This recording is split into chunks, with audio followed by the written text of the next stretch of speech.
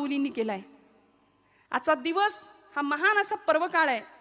कार्तिकी एकादशी, कार्तिक शुद्ध एकादशीचा दिवस, प्रबोधिनी एकादशी, देव उठणी एकादशी असं काही ठिकाणी आपण म्हणतो. देवशयनी एकादशी, आषाढी एकादशी आणि आजची देवाला उठवण्याची एकादशी. म्हणून काकडा, जिथे तिथे काकड्याचा आनंद आपण सगळी मंडळी घेताय. आणि भगवंताला उठवायचं म्हणजे काय? खरं तर आमच्याच आतमध्ये असलेलं परमतत्व त्याला जाग करायचं. आणि मी कोण? कोहम कथमिदं जातम को वै करतास्य विद्यते. आचार्य जगद्गुरु शंकराचार्य म्हणाले, मी कोण? स्वतःची ओळख करून घेणं, स्वतःला जाग करणं आणि खऱ्या अर्थी शरीराची नाही तर मनाची झालेली निद्रिस्त अवस्था संपवणं. आणि मग संतांनी सांगितल्याप्रमाणे उठा जागे व्हारे आता, स्मरण करा पंढरीनाथा, भावे चरणी ठेवी माथा,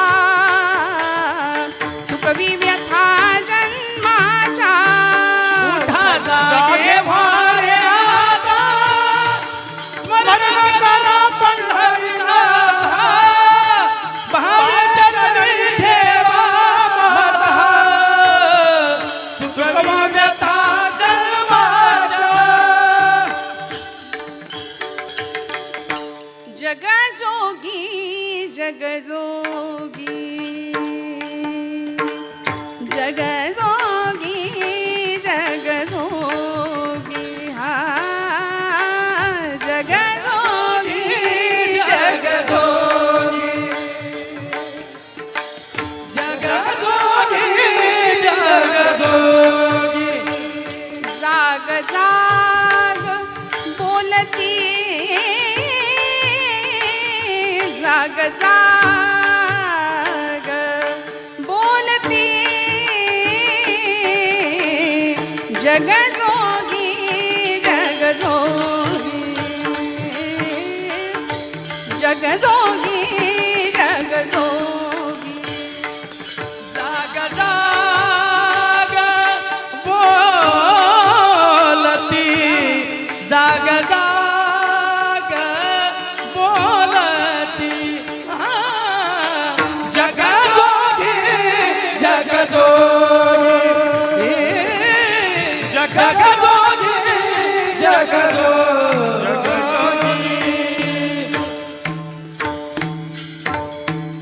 म्हणून तुकोबरायांनी करुणा भाकली, संतांनी आम्हाला जाग करण्याचं काम केलं. काय सांगू आता संतांचे उपकार, मज निरंतर जागविती. आणि या काकड्याच्या माध्यमातनं देवाला तर उठवलंच, पण अंतरंगात असलेला परमतत्व त्याची ओळख व्हावी याकरता ही एकादशी. जाग होणं, वैदिक संस्कृती, आमची हिंदू धर्म संस्कृती खरं तर इतकी सुंदर आहे, इतकी प्रभावी आहे की ती झोपलेल्याला जाग करतेच, उठलेल्याला धावायला लावते. आणि सध्या अशी परिस्थिती आहे की मन, मेंदू आणि मनगट सगळंच मरगळलेल्या अवस्थेमध्ये आहे. धर्माची अवस्था बिकट होऊन बसली आहे. म्हणून मग विधिनिषेधात्मक अवस्था सांगणारी व्यवस्था पूर्वसुरींना आमच्या समोर आणावी लागली. आणि त्यालाच आम्ही धर्म असं नाव दिलंय. पण या धर्माच्या बद्दल बोलताना बऱ्याच वेळा आपल्याला असं वाटतं धर्म म्हणजे काहीतरी अवघड, काहीतरी वेगळं. धर्म म्हटलं की अनेकांच्या डोक्यामध्ये काहीतरी वेगळाच विचार येतो. धर्म ही अफूची गोळी आहे असं म्हणणारा कार्ल मार्क्स इथे येऊन गेला होता. मला असं वाटतं अफू खाऊन केलेलं विधान होतं की काय ते. पण ज्ञानोबांनी या श्रुतीशास्त्राला माऊली असं संबोधन दिलंय. पै अहितापासून सोडविती, हित देऊनी वाढविती, नाही गा श्रुती परवती माऊली जगा. आई लेकरू चुकलं तर त्याला 2 रट्टे घालते, पण तीच आई, तेच लेकरू जर आजारी पडलं तर त्याच्या उशा पायथ्याशी बसते की नाही. धर्म आमचा आईसारखा आहे. त्यामुळे आईच्या कळवळ्यांनी या धर्मशास्त्रांनी आम्हाला काही विधिनिषेधात्मक अवस्था व्यवस्था दिल्या. काय करावं आणि काय करू नये, डूज आणि डोंट्स. काय करावं जीवन जगत असताना, मानवी जीवनाची कृतार्थता कशामधून होऊ शकते, जीवन परिपूर्ण दिशेला कसं जाऊ शकतं, याचे नियम आणि याचे मार्ग सोपे करून संतांनी सांगितले. तेणेची पंथे चालो जाता न पडेची गुंता कोठे काही. सगळे गुंत्यात फसलोय आम्ही आणि या गुंत्यातून बाहेर पडायचं असेल, सगळ्या प्रश्नांची उत्तर मिळवायची असेल तर संतांनी घालून दिलेला मार्ग, त्या मार्गावरून चालायचं. आणि मग काय करायचं? माणूस जन्म मिळाला. समर्थ रामदास स्वामी दासबोधात म्हणतात, पशुदेही नाही गती ऐसे सर्वत्र सांगती, या नरदेहीच प्राप्ती परलोकाची. एकनाथी भागवत संत श्रेष्ठ एकनाथ महाराज, या नरदेहा माझी पहा हो, अति दुर्लभ मनुष्य देहो, सकल देहा माझी पहा हो, अति दुर्लभ मनुष्य देहो, त्याची या प्राप्तीचा संभव तो अभिप्रावो अति दुर्लभ. या नरदेहीचे ज्ञाने सच्चिदानंद पदवी घेणे एवढा अधिकार नारायणे कृपावलोकने दिधला. त्यामुळे मनुष्य जन्माला यायचं आणि काय मिळवायचं? आयुष्याच्या साधने सच्चिदानंद पदवी घेणे. सच्चिद आणि आनंद या पदवीला आम्ही प्राप्त होऊ शकतो, जी माऊलींनी मिळवली, जी तुकोबरायांनी अवस्था प्राप्त केली. म्हणून तर सच्चिदानंद मूर्ती पाय दाखवी आम्हा, असं रामेश्वर शास्त्रींनी आरती केली महाराजांची.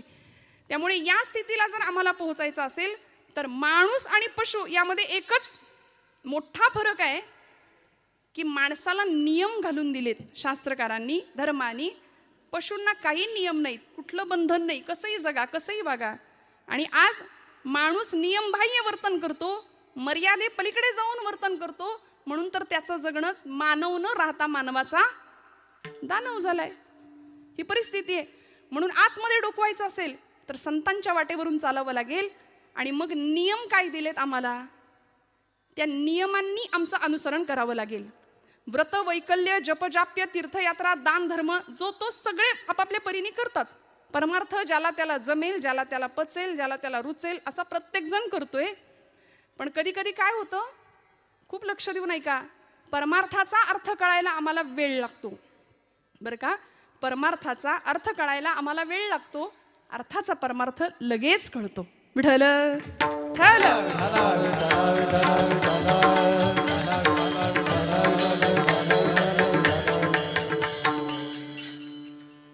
आहे की नाही, अर्थाचा परमार्थ बरोबर कळतो म्हटलं. अर्थ आता लक्षात आलं ना. हा, परमार्थाचा अर्थ कळत नाही म्हणून गोंदवलेकर महाराज आमचे फार सुंदर सांगतात की प्रपंच आम्ही आवडीने करतो आणि परमार्थ सवडीने करतो.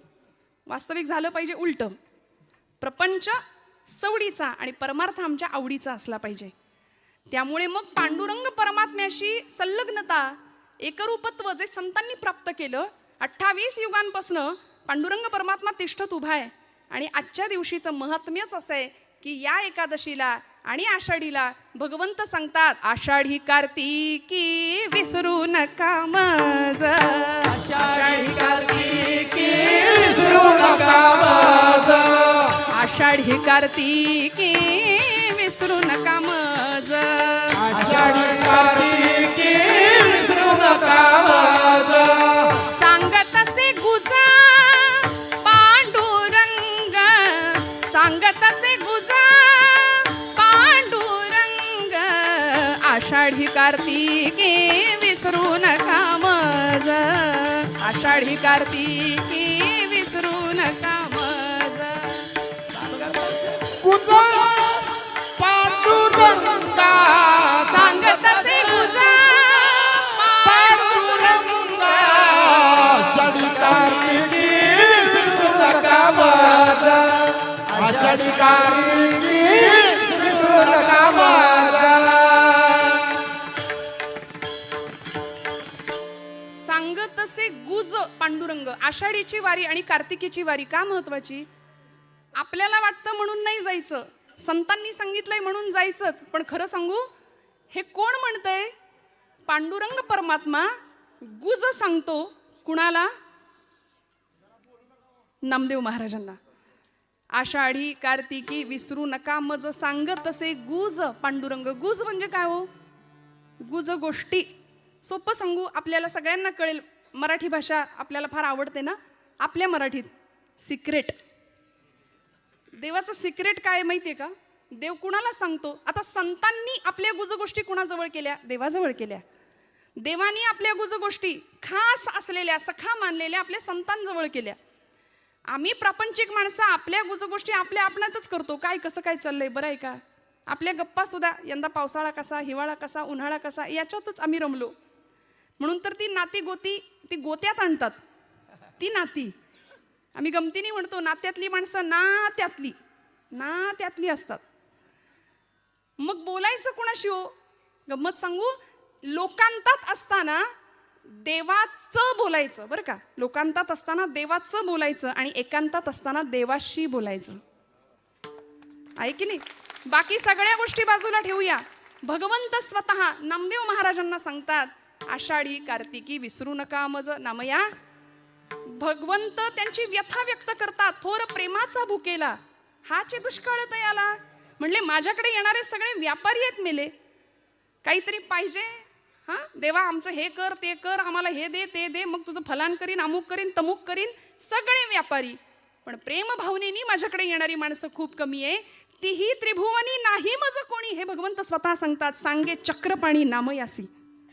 भगवंत स्वतः नामदेव महाराजांना सांगतात. म्हणून तर सखा होता भगवंतांचा नामदेव महाराज. म्हणजे प्रेम भांडारी होते. प्रेमाच्या गोष्टी भगवंत नामदेवांशीच करायचे. नामयाचे प्रेम केशवची जाणे, केशवासी राहणे नामया पाशी.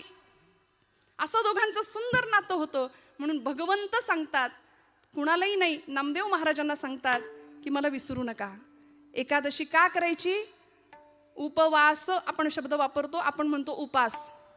खरं तर भगवंताच्या उप म्हणजे जवळ राहायला मिळणं आणि वास म्हणजे वस्ती करायला मिळणं म्हणजे उपवास. आम्ही उपवासाला, आपल्याकडे म्हणच आहे एकादशी आणि दुप्पट खाशी, नाही का. म्हणून तर उपवासाला आमच्या पुण्यामध्ये उपवासाचे 108 पदार्थ मिळतात. ते पुस्तक मिळतं रेसिपीचं. उपासाची कचोरी आहे, उपासाचा डोसा आहे, उपासाचा वडा आहे, उपासाची भजी आहे, उपासाचा अजून काय भाकरी आहे, ढोकळा आहे. बघा कसे उत्तर. म्हणजे हे सगळं झालंय आज, आहे की नाही. भरपूर ताट आमचं भरलेलं, कधी न भरलेलं असतं एवढं आजच्या दिवशी असतं. पुण्याजवळ कोडीत नावाचं गाव आहे. त्या गावचे महाराष्ट्राचे प्रसिद्ध साहित्यिक आचार्य अत्रे, प्रल्हाद केशव अत्रे, त्यांनी खूप सुंदर विडंबन केलं. ते म्हणाले, गुरुजी खूप सुंदर गातात बरं का. उपास मज लागला सखे ग बाई, उपास मज लागला. आहे ना सगळ्यांचा उपास? उपवास आहे ना. फराळ शब्दच असा आहे की म्हणताना तोंड गरगरीत होते आमचं. हंगामानुसार फळफळावळ असतेच. बरं, उपास म्हटलं की ते सगळं आम्हाला लागतं त्या दिवशी. म्हणजे भगर असू दे, साबुदाण्याची खिचडी असू दे, शेंगदाण्याची आमटी. हा प्रकार असा आहे की कितीही होता भगरीत तो खपतो. आणि इतकं सगळं, म्हणजे किती वाट्या संपल्या त्याचं काही भान राहत नाही. सगळं कॉन्क्रीट जॅम होतं एकदम आजच्या दिवशी, होतं की नाही. आणि एवढं करून चेहरा असा असतो. उपास आहे, काही गिळलंच नाही जणू. उपास मज लागला सखे ग बाई, उपास मज लागला. उकडले बटाटे 6 एकटीसाठी, मोजिल्या खारका 10. किस नुसता केला पहा सखे ग बाई, उपास मज लागला. उपास मज लागला सखे ग बाई, उपास मज लागला. दिवसभर सगळं झाल्यानंतर शेवटी हा उपास मज भोवला. जीव कासा विष झाला. नाहीच जमलं शेवटी. आणि मग दही भात मधुर चोपला सखे ग बाई, उपास मज लागला. त्यामुळे असा उपास काहीच कामाचा नाही. भगवंत हट्ट नाही करत हे सगळं माझ्यासाठी करा म्हणून. अहो, ज्या संसारामध्ये आम्ही स्वतः बांधले गेलोय तिथे भगवंत आम्हाला आठवत नाही. देवानी नाही आम्हाला बांधलं, सद्गुरूंनी नाही आम्हाला बांधलं, आम्ही स्वतःला बांधून घेतलं. सद्गुरू आणि भगवंत आम्हाला सोडवायला आलेत खरं तर. त्यामुळे इथे येऊन भक्तीच्या प्रांतामध्ये भगवंत बाजूला राहतो. प्रपंचामध्ये भगवंत कधी येतच नाही आमच्या. अत्यंत आवडीने प्रपंच करतो. आणि मग असं करता करता करता जे काही मागणी याचना आम्ही करतो ना, ती फक्त प्रपंचिकच असते आमची. काय मागायचं? नामदेव महाराज इतकं आगळं वेगळं सुंदर विलक्षण मागणं मागतात. प्रश्न असा आहे, 2 प्रश्नांची उकल करून मी पुढे जाणार. संतश्रेष्ठ नामदेव महाराजांनी भगवंताकडे मागणं मागितलं. नामदेवांनीच काय, अनेक संतांनी मागितलं.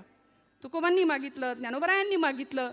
समर्थ रामदास स्वामी म्हणतात, कल्याण करी रामराया जनहित विवरी, तळमळ तळमळ होतची आहे तुझा तूची सावरी. माऊलींचं पसायदान प्रसिद्ध आहे. विश्वाचे आर्त माझ्या मनी प्रकाशले असं म्हणणारे ज्ञानोबराय जगाच्या कल्याणाकरता विश्वात्मक भगवंताकडे पसायदान मागतात. जे खळांची व्यंकटी सांडो, तया सत्कर्मी रती वाढू भूता परस्परे पडो मैत्र जीवांचे. खळांची व्यंकटी सांडू दे, दुष्टांचा दुष्टपणा नष्ट होऊ दे म्हणाले. इतकं उदात्त. जगाच्या पाठीवर इतकं ताकदीचं मागणं कुणीच नाही मागितलं. मागणारा तितक्या ताकदीचा, देणारा सुद्धा तेवढ्याच ताकदीचा आहे. ज्ञानोबांचं मागणं आम्हाला सगळ्यांना माहिती आहे. ज्यांचा अभंग आपण निरूपणाला घेतलाय त्या नामदेव रायांचं पसायदान प्रसिद्ध आहे. आकल्पायुष्य भावे तया कुळा माझी या सकळा हरिचिया दासा. हे नामदेवांचं मागणं प्रसिद्ध आहे. प्रश्न असा आहे, संत का मागतात? जर संत आहेत तर ते मागतात का? मागायची गरज का पडते? कारण भगवद्गीतेच्या 12व्या अध्यायामध्ये भगवंताला मला प्रिय भक्त कोण आहे याचं उत्तर भगवंत सांगतात ना. अनपेक्ष शुचिर दक्ष उदासीनो गतव्यथा सर्वारंभ परित्यागी यो मद्भक्ता समे प्रिय. अनपेक्ष, ज्याची कुठलीच अपेक्षा नाही. आणि भक्तीचं सगळ्यात मोठं लक्षण आहे निष्काम, काहीच नको. सध्या मिशनपेक्षा कमिशनला जास्त महत्व आहे.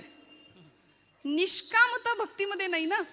त्यामुळे अशी निष्कामता ज्याच्याकडे आहे तो भक्त मला प्रिय आहे असं जर भगवंत म्हणतात तर संतांनी का मागितलं? त्याचं कारण मला असं पहिलं वाटतं की देवच मागे लागला माग माग म्हणून. अहो देवच मागे लागले, काहीतरी मागा काहीतरी मागा. भानुदासांच्या मागे भगवंत लागले होते, महाराज काहीतरी मागा. पण भक्तीतलं सामर्थ्य भानुदास महाराजांचं असं होतं, ज्याला आपण ॲटिट्यूड म्हणूया नाही का, असं सुंदर कॉन्फिडन्स होता. म्हणाले देवा मला काहीच नको, तुलाच काही हवं असलं तर तू माझ्याकडे घे मागून. तुला काही हवं असेल तर मागून घे. आणि भगवंत तिथे याचकाच्या भूमिकेमध्ये राहतात आणि आपल्या भक्ताला म्हणतात की मला तुमच्या कुळात अवतार घ्यायला, जन्म घ्यायला परवानगी द्या. मग भानुदासाचे कुळी महाविष्णूचा अवतार एकनाथ बाबा जन्म घेतात त्या कुळामध्ये. त्यामुळे कायिक नियम, वाचिक नियम आणि मानसिक नियम सांगत असताना संतश्रेष्ठ श्री नामदेवराय महाराज पांडुरंग परमात्मा ज्यावेळी विचारतो नामदेवा काहीतरी मागा काहीतरी मागा, नामदेव महाराज पहिला नियम सांगतात भगवंतांना अभंगाच्या प्रथम चरणात. देह जावो अथवा हो, देह जावो अथवा हो, देह जावो अथवा हो, देह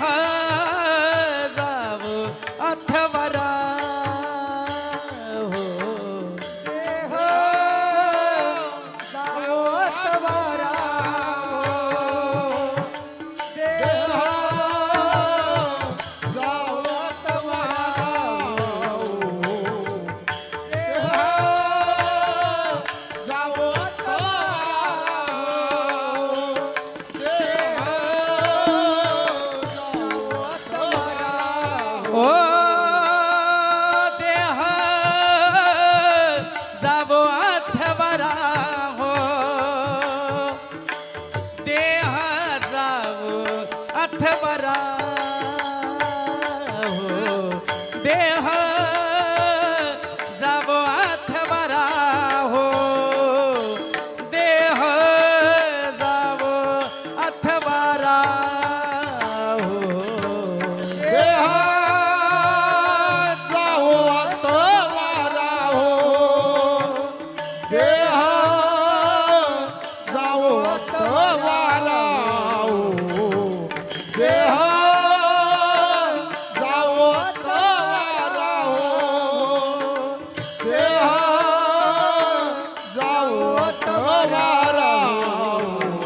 पांडुरंगी दृढ भाव, पांडुरंगी दृढ भाव, चरण सोडी सर्वथा, चरण सोडी सर्वथा, चरण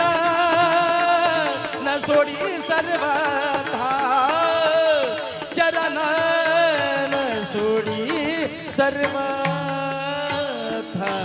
पांडुरंगे दृढ भाव, पांडुरंगे दृढ भाव,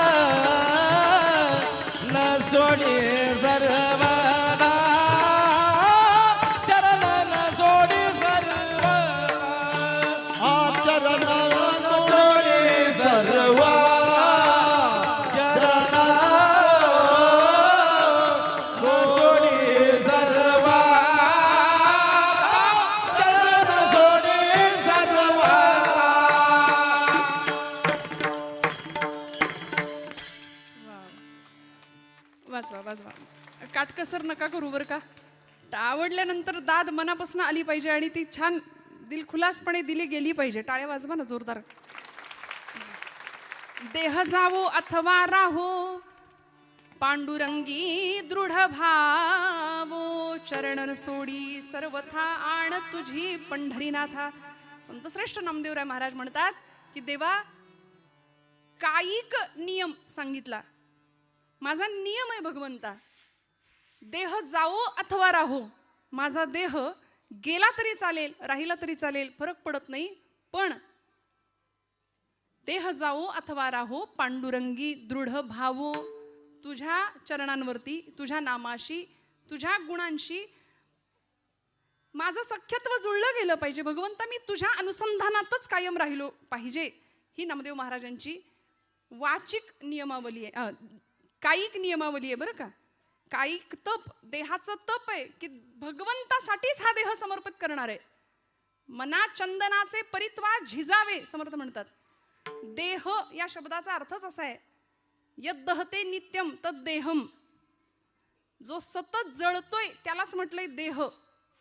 नामदेव महाराजांना माहिती हा देह जाणार आहे, देह जाईल जाईल त्यासी काळोबा खाईल. देह हे काळाचे धन कुबेराचे, तेथे मनुष्याचे काही आहे, संपणार आहे.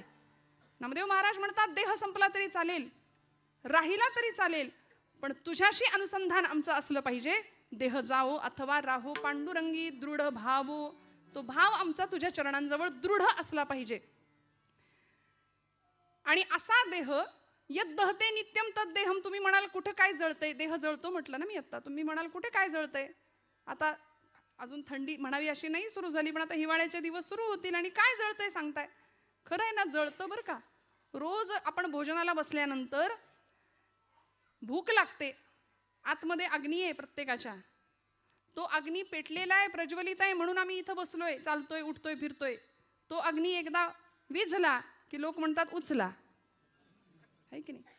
आज समाजामध्ये अशी मंडळी आहेत की देव आहे की नाही याच्यातच अडकलेली आहेत. अजून देव आहे की नाही याच चर्चा फिरतायत, पण देव आहे की नाही याच्यावर विचार करणाऱ्यांना बाबा महाराज सातारकर फार सुंदर सांगायचे. ते म्हणायचे तुम्ही देवाला माना किंवा मानू नका, पण त्यांनी तुम्हाला मानलंय एवढं लक्षात ठेवा. आणि ज्या दिवशी तो आपल्याला मानणार नाही त्या दिवशी आपल्या घरासमोर सुद्धा गर्दी जमेल. विठ्ठल विठ्ठल विठ्ठल.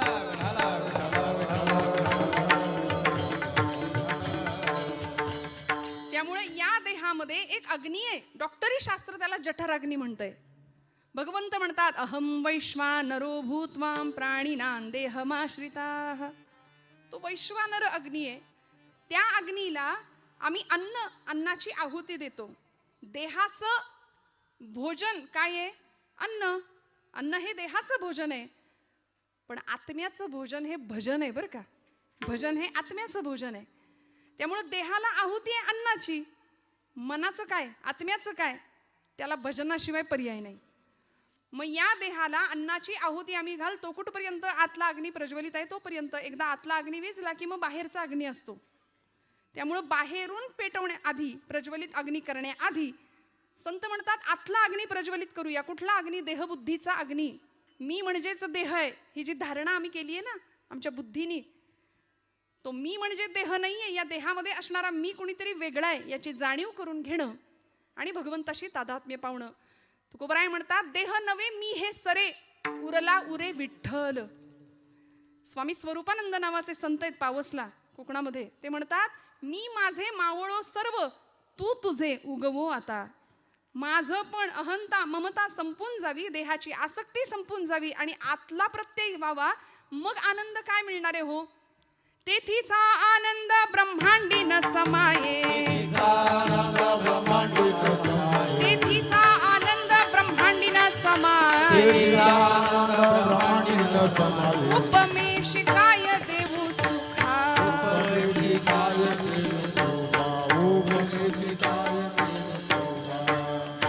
अंतरीची ज्योती प्रकाशली दीप्ती, मुळीची जी होती आच्छादिली. आतली ज्योत प्रज्वलित होणं आणि एकदा का ती ज्योत प्रज्वलित झाली की मग सोहिरोबानाथ म्हणतात तेथे कैची दिवस राती तयाविण नेत्रपाती हलवू नको रे. आणि अशा अवस्थेमध्ये तो प्रकाश आत्मचैतन्याचा जागृत व्हावा, मग देह गेला तरी हरकत नाही. आणि खरं आहे, झिजणं फार महत्वाचं आहे हो. शीर्यते यत शरीरम म्हटलंय, जे सतत झिजतंय त्यालाच तर शरीर म्हटलंय. 25व्या वर्षी जी देहाची अवस्था आहे ती 75व्या वर्षी नाही. नामदेव महाराज म्हणतात, मी देहाची नश्वरता मानतो, मला माहिती आहे देवा देह गेला तरी चालेल, पण तुझा अनुसंधान सुटता कामा नये. पांडुरंगी दृढ भावो. काय अवस्था होती. आजचा जन्मदिवस आहे नामदेव महाराजांचा. भगवंतावर नितांत प्रेम करावं, भगवंताशी बोलावं, खेळावं, नवे वेळ आली तर भांडावं सुद्धा भगवंतासोबत. जन्म झाला पंढरपुरामध्ये. गुणाई मातेला दृष्टांत झाला पांडुरंग परमात्म्याचा, की माझ्या पंढरपुरामध्ये येऊन राहा. आणि मग गुणाई मातेनी हट्ट करावा की मला पंढरपूरला जायचंय. पंढरपूरला ही सगळी मंडळी येतात. पंढरपुरामध्ये आल्यानंतर कार्तिक शुद्ध एकादशीचा म्हणजे आजचा दिवस, संतश्रेष्ठ नामदेव महाराजांचा जन्म. भगवंताच्या नामासाठी हा अवतार होता. नामाचाच प्रचार प्रसार पुढच्या काळामध्ये केला, म्हणून नाव सुद्धा ठेवलं नामदेव. असा भक्तीचा पताका भक्तीची हातामध्ये घेतली, जिला एक टोक होतं नामाचं, एक टोक होतं ज्ञानाचं, आणि दांडा होता तो भक्तीचा. म्हणून धर्माची पताका असते बरं का, झेंडा पक्षाचा असतो. त्यामुळं धर्म पताका संतांनी हातामध्ये घ्यावी आणि अवघं भारत भ्रमण करावं. नामदेव महाराजांचं इतकं विलक्षण कार्य आहे. आजच्या दिवशी त्यांचं स्मरण नाही केलं, खरं तर त्यांचा अभंगही त्याच कारणासाठी घेतलाय, तर आपली मोठी चूक ठरेल. 5 वर्षाचे होते नामदेव महाराज, फक्त अलौकिक सिद्धी 5व्या वर्षी. आणि नामदेव गाथा म्हणजे स्वतःचं जणू काही आत्मचरित्र लिहावं नामदेव महाराजांनी, की ज्या पद्धतीने अनुभव व्यक्त करावे, कशा पद्धतीने भगवंत आपल्याशी बोलत होते, कशा पद्धतीने खेळत होते, कशा पद्धतीने मी भगवंताशी भांडत होतो. 5व्या वर्षी अलौकिक सिद्धी प्राप्त करावी. नामदेव महाराजांनी सकाळची वेळ, दामाशेटी पहाटे उठलेत आणि नामदेव महाराजांना सांगतायत, उठवलं, नामया आजचा नैवेद्य पांडुरंगाला तू अर्पण कर बरं, मी गावाला चाललोय, परगावी चाललोय. पूर्वीची मुलं आई वडिलांचं ऐकायची. आता असं सांगावं लागेल या गोष्टी, म्हणून मी हात जोडून जिथं जाते तिथे माता भगिनींना सांगते, आपल्या लेकरांना कीर्तनाला घेऊन या. काळाची खूप मोठी गरज आहे ती, खूप मोठी. आमच्या पोरांच्या आयुष्यात दुसरं काही नसतं. सकाळी टीव्ही, दुपारी टीव्ही, संध्याकाळी टीव्ही, रात्री टीव्ही, नाहीतर मग मोबाईल हातामध्ये आहे. या पलीकडे जाऊन जीवनाचं तत्वज्ञान संतचरित्रांच्या माध्यमातून कळायचं असेल तर या धर्ममंडपाखाली लेकरांना घेऊन आलंच पाहिजे, यावंच लागेल आपल्याला. नामदेव महाराज कधी कळतील आम्हाला. 5 वर्षाचे होते नामदेव महाराज. आई वडिलांनी सांगितलं, नामया देवाला नैवेद्य अर्पण करायचंय तुला. ऐकलं. 5 वर्षाचे होते. आईच्या मागे पहाटे बसणं लागले, आई आई लवकर लवकर, पांडुरंगाला भूक लागली असेल, त्याच्याही आधी मला भूक लागली आहे, लवकर जेवायला दे, लवकर नैवेद्याचं ताट तयार कर. गुणाई मातेनी तयार केलं नैवेद्याचं सुंदर ताट, आणि केळीच्या पानाने झाकून दुडू दुडू दुडू धावत राऊळामध्ये आलेत नामदेव महाराज. पांडुरंगाच्या समोर उभे राहिले, मंडल केलं, ताट ठेवलं, पाणी फिरवलं. करा सुरुवात म्हणले, आता करा सुरुवात देवा. तर एवढ्या अर्जवानी देव उठणार आहे का हो? देव जेवणार आहे का हो? इथं माणसातल्या माणसाशी आम्हाला नीट वागता येईना, बोलता येईना. पाषाणातला देव आमच्याकडून कधी उठणार? पण नामदेवांचा अर्जव काय होतं? देह जावो अथवा राहो, पांडुरंगी दृढ भावो. भगवंता पांडुरंगा, रोज माझे वडील येतात. किती वय आहे? 5 वर्षाचं वय आहे फक्त. आपल्या घरातलं आठवून बघा, 5 वर्षाचं लेकरू. 5व्या वर्षी नामदेव महाराज सांगतात, पांडुरंगा माझे वडील आज गावी गेलेत, रोज ते येतात आणि आज मी आलोय, म्हणून हे बघ बऱ्या बोलानं पटकन जेवण कर, उशीर झालाय, मी लवकर उठलोय तुला नैवेद्य द्यायचा म्हणून. जेव रे बाबा, उशीर करू नको. सगळे उपाय करून झाले तरी पांडुरंग हलेना, बोलेना, उठेना. आणि एक क्षण असा यावा, तितिक्षा काय असते, निष्ठा काय असते, आणि दृढ भाव काय असतो. पांडुरंगी दृढ भावो काय असतो? नामदेव महाराज म्हणतात, देवा जर आता जेवला नाहीस ना बऱ्या बोलानं, तर इथं या पायरीवर डोकं आपटून जीव देईन म्हणाले. आणि धावले ना. पायरीवर डोकं आपटणार, लागलंच नाही डोक्याला. मऊसर हात डोक्याखाली लागला आणि गाभाऱ्यातनं आवाज आला, नामदेवा दगडाचा देव कधी जेवतो का रे? नामदेव महाराज हुशार होते. नामदेव महाराज म्हणले, पांडुरंगा दगडाचा देव कधी बोलतो का रे? बोललास? बोललास? चल चाटून पुसून स्वच्छ कर. सगळं ताट स्वच्छ करायला लावलं देवाला. आणि रिकामं ताट घेऊन नामदेव महाराज घरी येतात. गुणाई माता सांगते, नामया एवढा धीर नाही का रे धरवला कार्ट्या, सगळं संपवलंच नैवेद्याचं ताट. आई मला भूक लागली, लवकर जेवायला वाढ. गुणाई माता म्हणते, अरे जेवलास ना तिथे. नाही ग आई, ज्याच्यासाठी होतं तो जेवलाय. कोण? देव जेवला? हो आई, देव जेवला. नामदेवा खोटं बोलायला लागलास का रे? अगं आई नाही ग बाई, ज्याच्यासाठी होतं तो जेवला. कुणी बघितलं? अगं कुणी कशाला बघायला पाहिजे? या डोळ्यांनी मी ग पाहिला, या डोळ्यांनी मी ग पाहिला.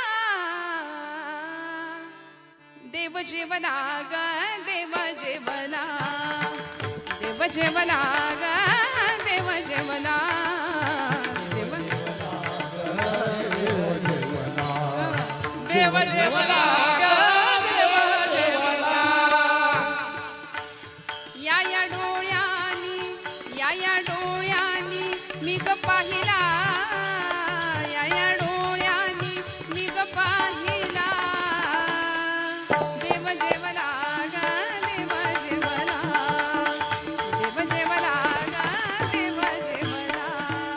देव जेवला ग, देव जेवला, देव जेवला ग, देव जेवला. आई देव जेवला आणि 5व्या वर्षी भगवंतांनी यांच्याकडून जेवण करावं. आपल्याकडून जेवतात का? कधी कोणी जेवलंय बघा, आठवून बघा. आपण देवासाठी कधी रडलोय देव जेवत नाही म्हणून? नामदेव महाराज रडले, दृढ निष्ठा होती, दृढ भाव होता. आपण मूल रडलं, जेवलं नाही तर रडू एखाद्या दिवशी. आपलं पोटचं पोर जेवलं नाही ना महिला वर्ग, आपल्याला वाईट वाटतं का नाही? खरं सांगा. पण देवच जेवला नाही म्हणून आपण रडतोय का? नाही ना, नाही रडत आपण. देव जेवला म्हणून रडत नाही. नामदेव महाराज रडले देव जेवत नाही म्हणून. संत रडले भगवंतासाठी आणि अत्यंत आर्त स्वराने प्रार्थना करावी भगवंतांची. तेव्हा भगवंताला यावं लागायचं. पाषाणातलं चैतन्य जाग करण्याचं सामर्थ्य संतांकडे होतं. देह जावो अथवा राहो, पांडुरंगी दृढ भावो. श्रोते हो, पायरीवरच्या एका फुलानी भगवंतांच्या गळ्यातल्या हारातल्या एका फुलाला प्रश्न विचारला, का रे बाबा, अरे आपण एकाच माळ्याच्या मळ्यात उगवलो, एकाच झाडाला होतो, एकाच टोपलीतनं इथं आलो, पण तुझं भाग्य, तू देवाच्या गळ्यात आणि मी देवाच्या पायरीवर, सगळे तुडवून जातात मला. देवाच्या गळ्यातल्या त्या हारातल्या फुलांनी उत्तर दिलं, बाबा रे तुझं खरं आहे, मी देवाच्या गळ्यात आहे आणि तू पायरीवर पडलास, पण देवाच्या गळ्यात इथं विराजमान होण्याकरता माझं काळीज आरपार करायला लागलं रे. मला सगळी सुई माझ्या काळजातनं घालून घ्यावी लागली. महाराजांचा अभंग आहे, साहून या टाकी घाये, पाषाण देवची झाला पाहे. देह जावो अथवा राहो ही अवस्था असेल तर भगवंत आपलंसं करून घेतल्याशिवाय राहत नाही. आणि मग एकदा त्या चरणांची आसक्ती किंवा त्या चरणांचा आनंद मिळाला तर परिणाम काय होतो? नामदेव महाराज अभंगाच्या दुसऱ्या चरणात सांगतात. चरण सोडी तरवता, चरण सोडी तरवता, चरण सोडी सर्वथा, चरण सोडी सर्वथा, चरण सोडी तरवता, चरण सोडी तरवता, चरण सोडी सर्वथा, चरण सोडी सर्वथा.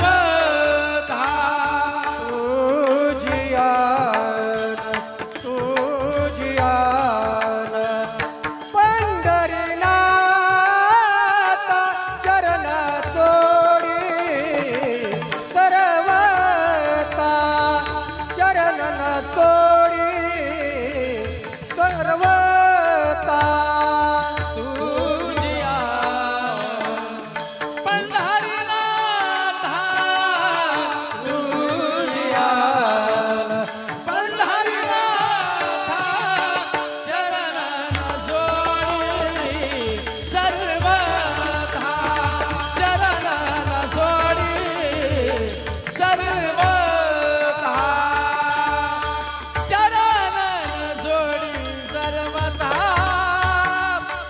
तुझी आन पंढरी नाथा तुझी आन पंढरी नाथा तुझी आन पंढरी नाथा चरण तोडे सर्वता तुझी आन पंढरी नाथा तुझी आन पंढरी नाथा तुझी आन पंढरी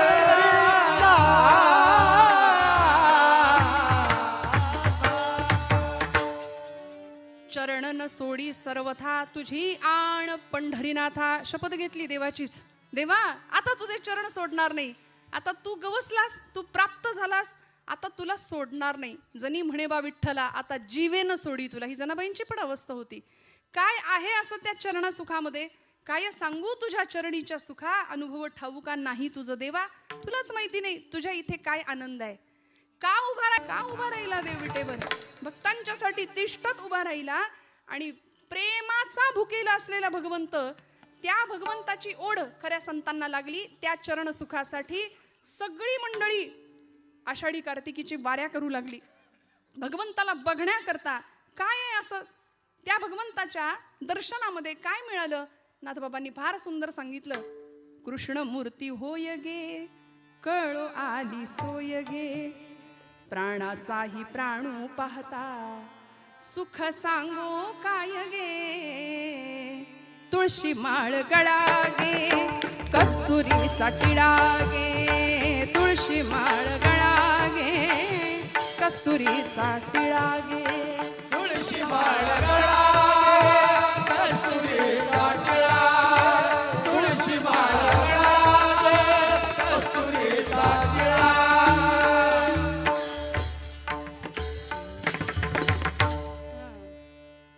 तुळशी हार गळा गे, कस्तुरीचा टिळा गे, भक्त कृपेची माय गे, ओळखिली विठाई गे, एका जनार्दनी विटे जोडी आले पाय गे. चरण न सोडी सर्वथा. नाथांनी काय केलं? एका जनार्दनी विटे जोडी आले पाय गे, तुळशी माळ गळा गे, कस्तुरीचा टिळा गे. संतांनी सांगितलं जसं एखाद्या भ्रमराला, त्या कमळाला कळत नाही माझ्याकडे काय आहे, पण भ्रमराला कळतं.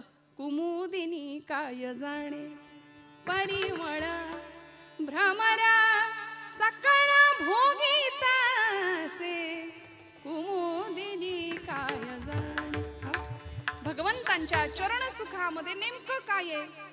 सगळ्या सुखांचा आगर असलेला परमात्मा, त्याच्या चरणाचं वेड संतांना लागलं. म्हणून आता तुझे चरण सोडणार नाही. नामदेव महाराज म्हणतात चरणन सोडी सर्वथा. आण शपथ त्याचीच घेतली. आण तुझी पंढरीनाथा, देवा माझे मन लागो तुझे चरणी, देवा माझे मन लागो तुझे चरणी. संसार व्यसनी पडो नेदी, संसार व्यसनी पडो नेदी, संसार व्यसनी पडो नेदी. नामस्मरण घडो संत समागम, वाऊगाची भ्रम नको देवा. नाथांचं मागणं आहे. आज या कायिक आणि वाचिक मानसिक मागण्यामध्ये, नियमामध्ये संतश्रेष्ठ नामदेव महाराज सांगतात, हा मानसिक नियम आहे बरं का. चरणन सोडी सर्वथा, आण तुझी पंढरीनाथा. या मनानी धाव कुठं घेतली पाहिजे? तुकोबराय सांगतात, मना तेथे धाव घेई, मना तेथे धाव घेई, मना तेथे धाव घेई, मना तेथे धाव घेई, मना तेथे धाव घेई, राही विठोबाचे पायी, मना तेथे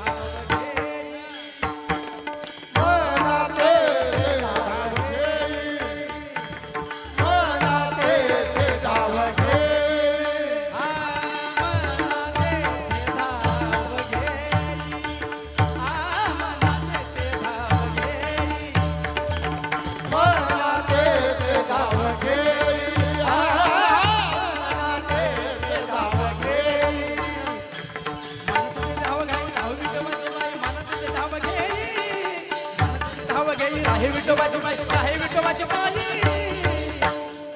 डोळे तुम्ही घ्याले सुख डोळे तुम्ही घ्याले सुख हा मनात धावत राही विठोबाच्या पायी मनात धावत राही